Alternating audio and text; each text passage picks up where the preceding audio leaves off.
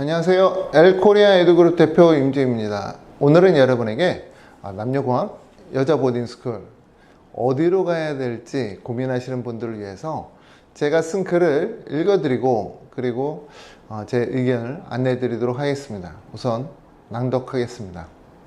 남녀공학 여자 보딩스쿨 남녀공학으로 알아봐 주세요. 대부분의 한국인 학부모들은 남녀공학으로 운영되고 있는 기숙학교를 선호한다. 남녀공학을 선호하는 것은 한국인 학부모뿐만 아니다. 미국인 학부모들도 마찬가지이다. 특히 여자 보딩스쿨은 지원 마감일이 지난 이후에도 수시 지원으로 외국인 유학생의 입학 지원을 받는 학교가 많다. 비슷한 SAT 평균 점수를 보이는 남녀공학에 비해 상대적으로 입학이 어렵지 않아 3월 이후 늦게 지원하는 유학생들에게 추천하고 있다. 여자 보딩스쿨의 특징, 학생 수가 많지 않음, 여학생을 위한 세심한 프로그램이 더 많음, 과학 프로그램이 잘 운영되는 학교들이 있음, 전통을 강조함. 여자 보딩스쿨들은 대부분 소수 정예로 운영된다. 학생 수가 적다는 점은 가족적인 분위기를 느낄 수 있거나 선후배, 교사와 밀접한 관계, 세심한 관리 등 좋은 부분이 많다. 반대로 클럽, 스포츠, 아카데미 프로그램 등은 남녀공학에 비해 부족하다. 하지만 최근에는 우수한 여성 과학도 양성을 위한 와이즈 수업을 도입하여 명문 대학교의 교수진들과 함께 프로젝트를 할 수 있도록 하고 있기 때문에 과학에 재능 있는 여학생들은 남녀공학보다는 와이즈 프로그램을 잘 운영하는 여자 보딩스쿨을 택하는 것도 좋지 않을까 생각한다. 추천 미국 여자 보딩스쿨 리스트. 자, 버팔로 세미너리와 다나올 그리고 이제 엠마 월러드를 보실 수가 있는데요. 버팔로 세미너리는 이제 뉴욕에 있죠. 그리고 엠마 월러드도 이제 뉴욕에 있습니다. 버팔로 세미너리는 이제 버팔로라고 하는 이제 시에 있어요. 그 도심에 있고, 엠마 월러드는 약간 시골에 있죠. 같은 뉴욕 주더라 하더라도요. 버팔로는 도심에 있기 때문에 보딩 비율이 낮고, 그리고 그 보딩 학생들의 대부분이 이제 인터내셔널 학생들입니다. 튜이션이 이제 5만 불대이기 때문에 학비가 좀 저렴한 편이에요. 프로그램은 괜찮아요. 근데 이제 저희 학생들이 갔었을 때 이제 중국인 학생들이 좀 많았다라는 거. 그것이 이제 좀 단점인 부분들도 있죠. 다나올 스쿨 같은 경우에는 이제 보스턴 주변에 웨슬리 컬리지라고 있어요. 웨슬리라는 동네에 있는데 그 대학이랑 같이 있습니다. 웨슬리라는 동네에 있는 그 여자 보딩 스쿨이고요. 이 학교는 7만 불대 학비라서 좀 높은 편이지만 보딩 비율도 이제 인터내셔널 학생들 반, 또 미국인 학생 반, 뭐 이렇게 이제 좀 어울려져 있어요. 그래서 학생들이 이제 뭐 학교 생활하면서도 충분히 영어를 쓸 수 있는 그런 환경이다라는 건 이제 제가 말씀드리고요. 엠마 월러드도 이제 굉장히 좋은 학교죠. 엠마 월러드는 미국 내에서 제일 입학하기 힘든 여자 보딩 스쿨입니다. 인기가 어마어마하죠. 그리고 저희 학생들이 매년 입학을 시도하고 있고 이제 올해도 이제 합격장을 받은 학생이 있습니다. 플린트 리치는 LA 위쪽에 라케네다라고 하는 부촌에 있어요. 스크리하트 계열의 이제 미국 카톨릭 학교고요. 그리고 인터내셔널 학생들만 이제 보딩을 하고 있는데 과거에는 UCLA 진학률이 뭐 10% 정도 가까웠는데 지금은 꼭 그런 것 같지는 않더라고요.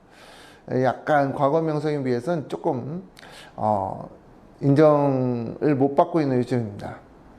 포레스트 리츠는 이제 시애틀 인근에 벨뷰라고 하는 동네가 있어요. 그 부촌인데요.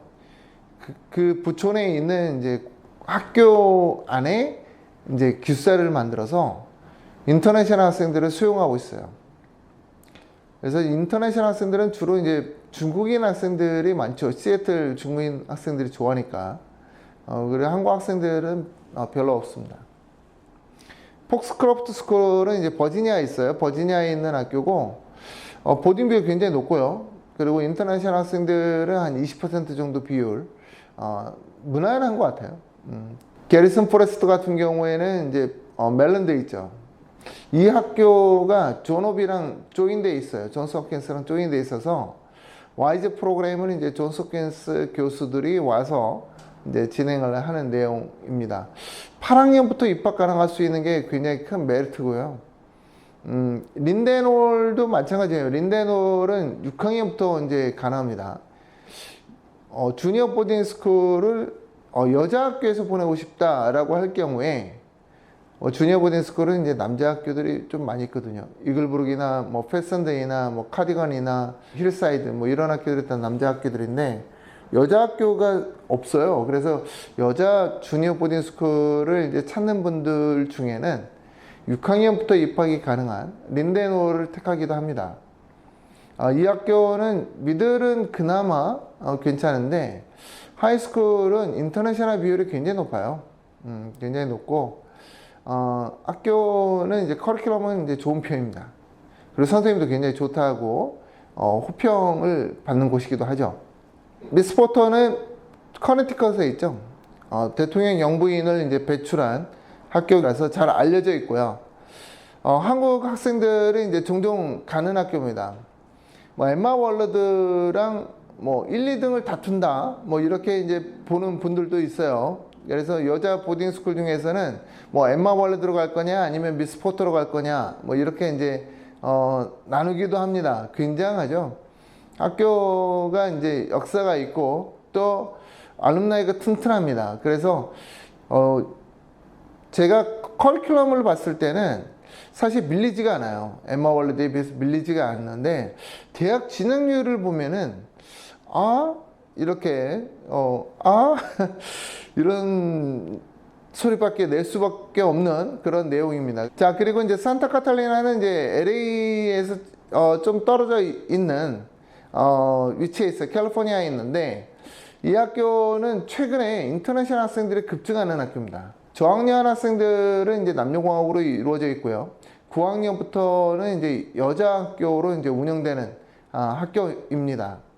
그리고 이제 마데리아라고 하는 학교가 있는데 이 학교는 버지니아에 있어요. 버지니아에 있는데 버지니아 페어팩스 카운티에 이제 맥클레인이라는 도시에 있죠. 부초입니다. 마데리아는 인턴십이 포함되어 있어요. 12학년 학생들이 인턴십을 하게 돼요. 그래서 이제 바로 옆에 이제 워싱턴 DC다 보니까 이제 학생들이 이제 DC까지 가서 이제 인턴십 하는 학생들은 이제 종종 이게 의무니까 보게 되는데 사실 학교 프로그램이 굉장히 좋은데 대학교 진학 내용을 싹 보면 학교 프로그램에 비해서는 약간 부족함이 있습니다. 웨스터본은 인터내셔널 학생들이 점점 들어가고 있어요.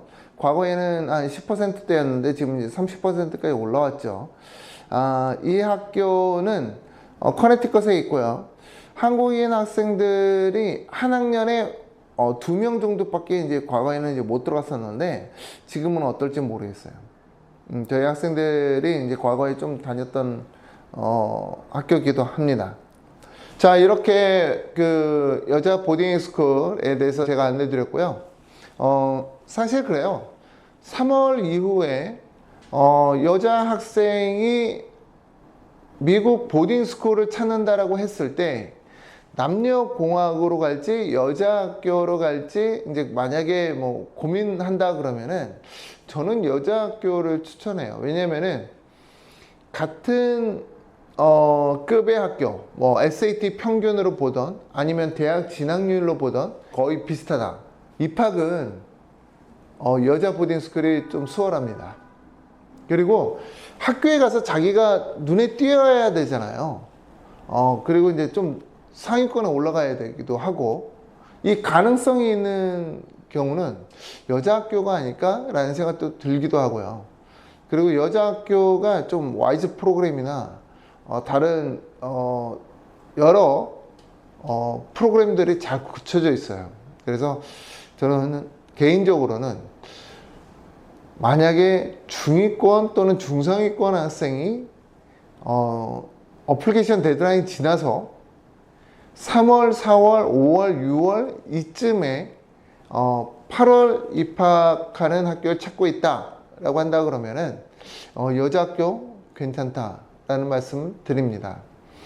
제가 안내 드린 학교 외에도 여자 학교들은 많아요. 사실 그런 학교들보다 이제 제가 이렇게 안내 드린 학교들은 제가 이제 보냈던 학생들 경험이 있고요. 또 학교가 나름 괜찮습니다. 그리고 이제 저희 학생들이 이 학교를 졸업을 해서 이제 다 미국의 명문 대학으로 이제 진학을 한 경험이 있어서 여러분에게 이제 추천드리는 거예요. 자, 오늘은 이렇게 여자 보딩스쿨, 또 남녀공학으로 할지 여자 보딩스쿨 갈지 고민하시는 분들을 위한 영상이었고요. 다음은 또 다른 내용으로 여러분 앞에 서겠습니다. 감사합니다.